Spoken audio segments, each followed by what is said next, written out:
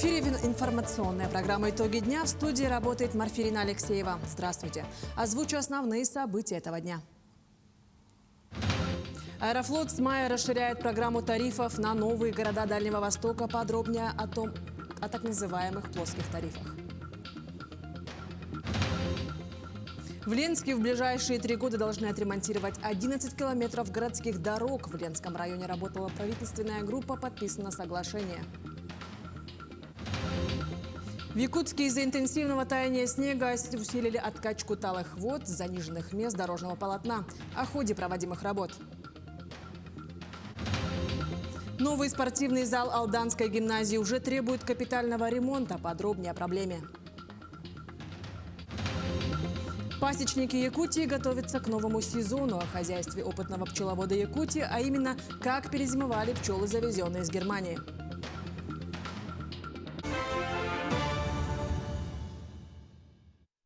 Президент России Владимир Путин провел встречу с главой Аэрофлота Сергеем Александровским. За прошлый год объем перевозок увеличен на 17%. Подробно обсудили и так называемые плоские тарифы. Аэрофлот с мая текущего года расширяет программу тарифов на новые города Дальнего Востока при перелетах из Москвы в Благовещенск, Анадырь, Улан-Удэ. Национальный перевозчик также продолжит продавать билеты по плоскому тарифу на рейсы в Хабаровск, Владивосток, Петропавловск-Камчатский, Южно-Сахалинск и Магадан.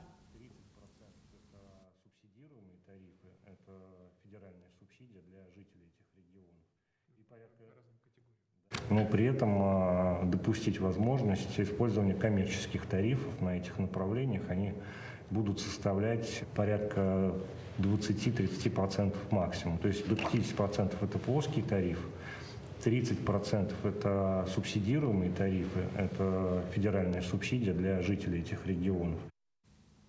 В программу плоских тарифов компания «Аэрофлот» планирует включить в том числе и Якутск. Это означает, что билеты на рейсы Якутск-Москва-Якутск будут продаваться по фиксированной цене, независимо от сезона и даты покупки, пояснил в своем телеграм-канале глава Якутии Асен Николаев. Он отметил, что вопрос о стоимости авиабилета власти региона не раз поднимали на всех уровнях.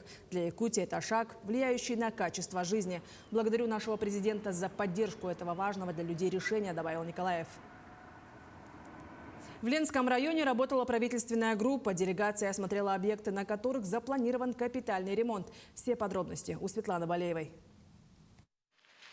Ленск, один из 4 городов республики, стал участником национального проекта «Инфраструктура жизни», в рамках которого в ближайшие 4 года будет отремонтировано 34 километра дорожного полотна. На эти цели выделено 3 миллиарда рублей. Самая проблема здесь – это вода. Вообще просто до остановки доходит.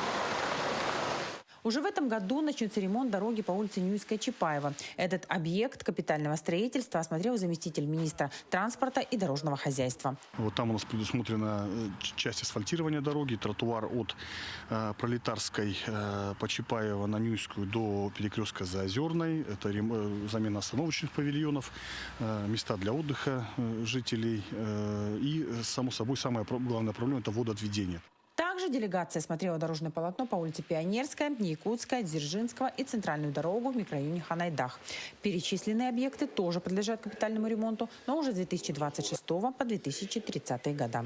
Мы должны привести нормативное состояние 34,3 километра на общую сумму 3 миллиарда рублей, в том числе на ближайшую трехлетку, это 25-27 годы, 13,6 километров на сумму 1,2 миллиарда рублей.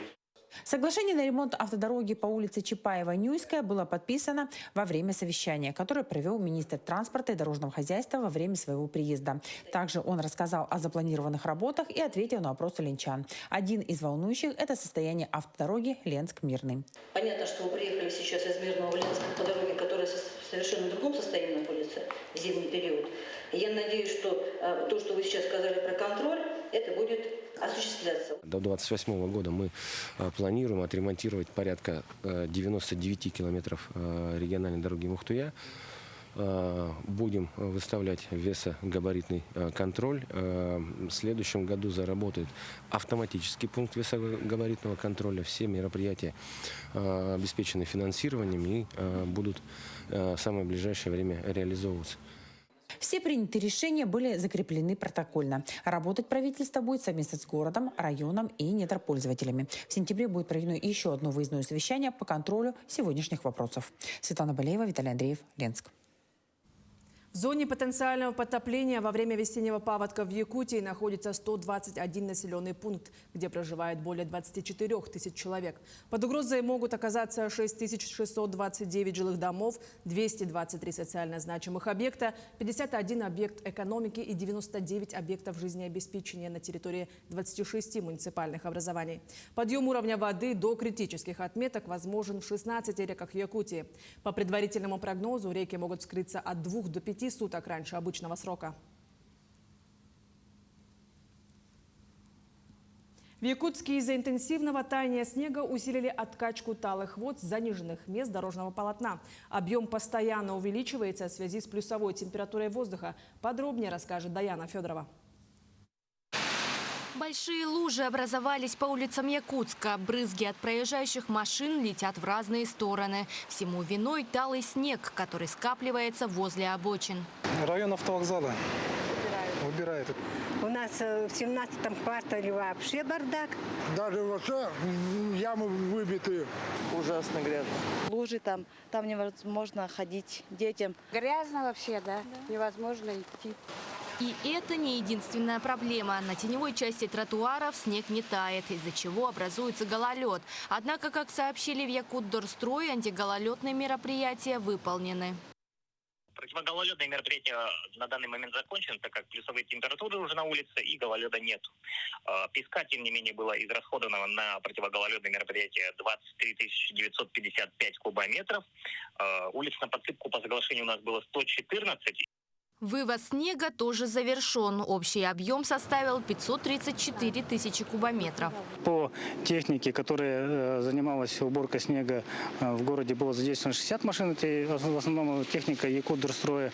Сейчас по откачке, сейчас начинается самая активная фаза, на линию будет выезжать до 20 единиц техники. Объем работы большой. Коммунальщики ежедневно откачивают более 1000 кубометров талой воды. Задействовано до 32 единиц техники.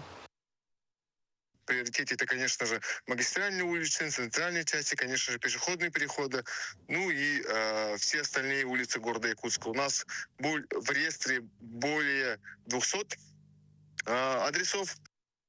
В строительном округе придомовые территории 17-го квартала в талой воде. Все потому, что снег, который убирают с крыш, не вывозят. Многоквартирные дома каменные, которые не сбросили снег с крыш, либо сбросили снег с крыш, но оставили возле их деревьев и не убрали, эта вода тает, и, к сожалению, она на тротуарах имеется. Основной поток воды сойдет, мы начнем грейдировать внутриквартальные дороги, которые обслуживают управу. В случае, если необходимо вывести наледь, снег или откачать лужу, необходимо звонить в единую диспетчерскую службу по номеру 44 45 64. Ну а весна продолжит вступать в свои права. Днем будет положительные 0 плюс 5, при облачности слабо отрицательные, а ночные будут отрицательные температуры, подмерзать и на дорогах гололедица. Совсем скоро на улицах станет сухо. Ну а пока горожанам нужно быть внимательными на дорогах и тротуарах. Даяна Федорова, Георгий Григорьев, Якутск. Спортивный зал Алданской гимназии был построен по субсидированной программе и проекту «Киокусинкай в школу» и введен в эксплуатацию в январе прошлого года. Однако уже сегодня в спортзале ведется капитальный ремонт. В теме разбирался Руслан Павлов. Вот так красиво на эмоциональном подъеме в январе 2024 года сдавали спортивный зал Алданской гимназии, который был призван решить проблемы образовательного учреждения и ряда спортивных секций дополнительного физического воспитания. В рамках единой субсидии по развитию Дальнего Востока были включены детские спортивные залы для общеобразовательных учреждений. И мы построили самый большой спортзал из той программы, которая нам была предложена. 776 квадратов. Следующие 600 и там 300. Мы пошли на это из-за того, что помимо образовательных программ, которые включены в систему образования, по оздоровлению нашего молодого поколения, по поддержанию формы, здесь еще и будут присутствовать другие коллективы, которые будут заниматься спортом. Несмотря на радость нового приобретения, уже в феврале того же года администрация района получила предписание от местного Роспотребнадзора на устранение целого ряда недоработок. Некоторые требования не исполнены по сей день, да теперь и не до них. Сейчас застройщик по гарантийным обязательствам ведет в спортзале капитальный ремонт. Причина столь быстрого износа сооружения, по мнению подрядчика, недоработки строительного проекта. Все сделано по проекту. То, что в проекте было согласовано с администрацией, да, то так и сделали. Но есть недоработки, во-первых, по проектной документации, то есть не было карнизов, выступающих на фасадной части, из-за которых лед при таянии с крыши бежал по стенам и, соответственно, попадала вода вовнутрь. Сейчас эти карнизы все установлены, окна сейчас будут пропенены повторно, и беда должна исчезнуть. Спортзал гимназии не первый объект, где современные инженерные решения и строительные материалы, неприменимые к условиям Крайнего Севера, играют злую шутку. Просто отметим, что подобные спортзалы уже построены в республике и планируют возвести в Алданском районе. Мы еще в Алданском районе построим еще лучше, еще больше, с тем же подрядчиком, который так хорошо все делал, еще один комфортный спортзал. Не знаю, что этот проект навряд ли включен в раздел типовой проектной документации при Минстрое. Но вполне возможно, что где-то еще строят такие. Но, надеюсь, не в нашем регионе, потому что пришлось дорабатывать под наш климат. Официальные лица не торопятся комментировать данный инцидент, а всячески стараются подгонять процесс по устранению дефектов. В то время подрядчик обещает закончить работы через неделю, максимум полторы. Руслан Павлов, Сергей Шипачев, Александр Лукин, Алдан.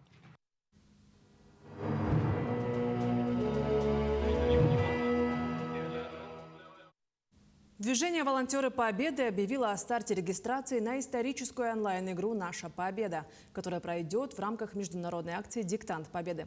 30 апреля текущего года каждый желающий получит возможность стать участником интеллектуального соревнования. Регистрация проходит на сайте до 29 апреля. Мероприятие организовано в формате онлайн-игры с индивидуальной оценкой результатов, где игроки из разных уголков мира смогут показать свои знания, логическое мышление и сообразительность, отвечая на вопросы ведущего. Онлайн-тестирование участников программы «Якутия. Земля героев» продолжается в республике. Отобраны будут только 25 слушателей для очного обучения. Продолжаться оно будет 1 год, после чего завершение программы получат диплом о профессиональной переподготовке и будут включены в единый кадровый резерв. Напомним, программа является продолжением президентского проекта «Время героев». Старт ей дал глава республики Айсен Николаев. Всего же желание пройти отбор проекта показали свыше 580 бойцов СВО. На самом деле хороших, грамотных специалистов, профессионалов своего дела нужны во всех отраслях абсолютно вообще. И государственное управление, и коммерческие предприятия, и промышленность, все. Самое главное, чтобы вот кандидаты, которые будут проходить через вот эту программу, они так или иначе были тоже специалистами в той области, в которых им будет предоставляться возможность становиться руководителями. На федеральный Сабантуй в Якутии приедут более 1000 гостей. В республике идет подготовка к 25-му юбилейному федеральному Сабантую. Мероприятие состоится 13 и 14 июня. На первый день праздника запланированы различные мероприятия в Якутске, конные скачки в местности Усхатын. Основная программа пройдет в местности Ортодойду в Хангаласском районе. К празднованию привлечены артисты и общественные организации Якутии. Также пройдет концерт деятелей культуры Татарстана. Побывав на площадке проведения Сабантуя, вот прочувствовав эту землю, мы еще раз удостоверились тому, что был правильный выбран проведение именно федерального Сабантуя, юбилейного на территории Саха-Якутия. Конечно же, в первую очередь мы выражаем огромную благодарность главе Республики Саха-Якутия. Саха-Якутия, Республика Татарстан – это дружественные, братские два народа.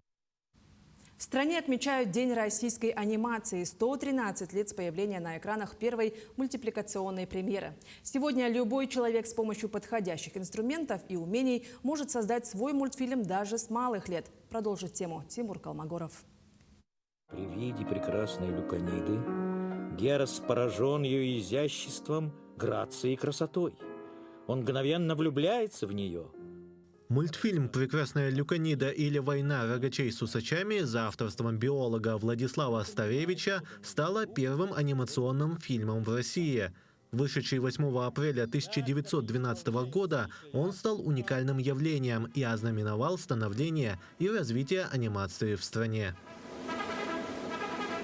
На сегодняшний день в России насчитывается более 50 анимационных студий. Их работы показывают в 150 странах, а мультфильмы переведены на 60 языков мира. Более того, дети теперь и сами могут создавать свои анимации. Анимацией начал заниматься с этого года. Мне понравилось это смотреть с Ютуба, интересная анимация, смотреть гайды всякие с Ютуба, мне нравилось это. Хотелось бы нарисовать какой-нибудь интересный информационный мультик, который рассказывает о использовании данного приложения. Специалисты IT-Куба обучают порядка 3000 детей, начиная с начальных классов, заканчивая старшими. Их учат основам программирования, графического дизайна, моделирования, а также созданию своих приложений и анимаций. Детей я учу в программе Blender. У нас полноценная, то есть 3D-анимация. Сначала дети делают 3D, потом добавляют анимацию к нему, и как раз таки создается такая анимация короткая. Есть готовый продукт, но детей, которые они занимаются более 2 года. Обычно там они уже готовятся, есть итоговый проект должен быть у них, и они создают там не 2 минуты, а 1 минуту анимации. Работы учеников часто отправляют на различные конкурсы, где они могут занять призовые места. Более того, по завершению обучения дети получают сертификат, который помогает им в дальнейшем поступлении в университет. Сейчас уже у нас имеются выпускники, которые поступили по направлению графический дизайн. То есть они не просто вот пришли, вот учились, ушли, они уже тут нашли себя и свое будущее, и сейчас уже обучаются к этому. Вот к чему мы ведем ребят. Для детей создание анимации – это погружение в мир мультфильмов по ту сторону экрана, а также шанс показать себя и свои идеи. Тимур Калмогоров, Иван Сорокаумов, Якутск.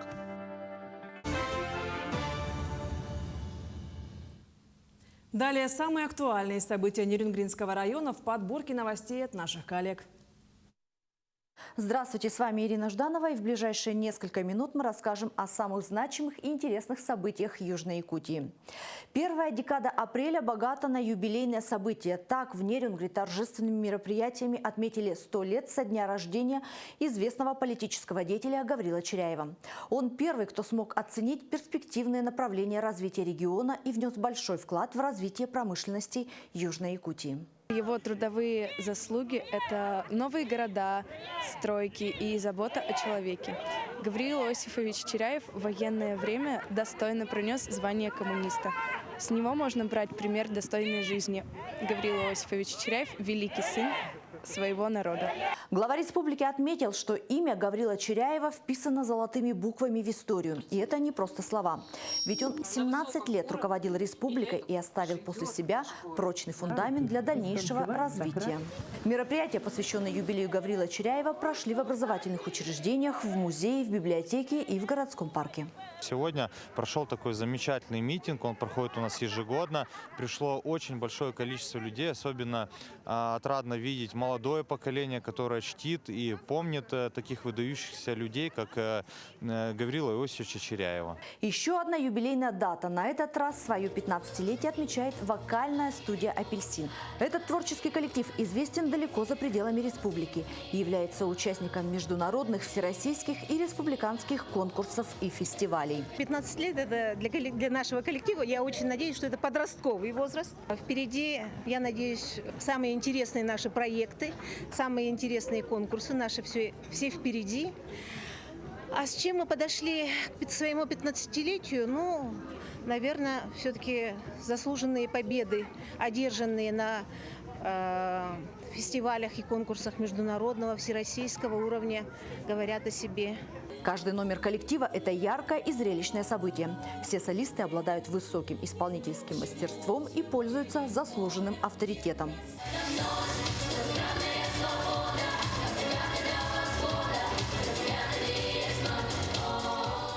Ярким событием среди школьников в Нерюнгри стал фестиваль театров. Участие в конкурсе постановок приняли учащиеся городских и поселковых школ.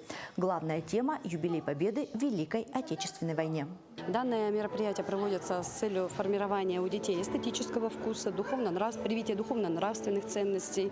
Вообще планируем это мероприятие сделать ежегодным. Копилку медалей пополнили спортсмены школы плавания «Кроль». В Нижнем Бестяхе прошло открытое первенство по плаванию памяти героя Федора Попова. Нерюнгринцы завоевали 4 бронзовые, 2 серебряные и 4 золотые медали. Дети большие молодцы, мы работаем, мы завоевываем медали для нашего района, для нашего города и дальше только больше. Детям очень нравится плавание, мы делаем все возможное для популяризации этого вида спорта в нашем районе. И очень бы хотелось поддержки от нашего района и от нашего города для того, чтобы развивался такой вид спорта, как плавание. Также юные пловцы приняли участие на 8-м Кубке Международной школы плавания «Кроль». В соревнованиях принимали участие 280 спортсменов из 13 городов России. В общем зачете команда Нерюнгри стала 5-й. Ну а домой ребята увезли 2 бронзовых медали, 2 серебряных и 5 золотых. Такой насыщенной была эта неделя, и впереди еще очень много интересных мероприятий, большинство из которых посвящены предстоящему юбилею Великой Победы. Также Нерюнгри продолжает готовиться к Иссе-Хуаланхо и к своему 50-летнему юбилею. А у меня на этом все. Будьте в курсе событий вместе с телеканалом Якутия-24. Весной из спячки выходят не только медведи, но и пчелы. По сообщению местных пасечников, наши медоносные породы проснулись еще в конце марта. Например, у пчеловода из Якутска Анатолия Гаевова. Его пчелы уже активно готовятся к сезону урожая. Тему продолжит Саргылана Неустроева. Якутский мед считается одним из самых полезных и экологически чистых продуктов. Все потому, что нашу природу не отравляют вредные выбросы от заводов и энергостанций, считает Анатолий Иванович. В хорошем меде он точно знает толк. Как-никак занимается этим еще с 1984 года. Вот сейчас мы им чуть-чуть дадим белка.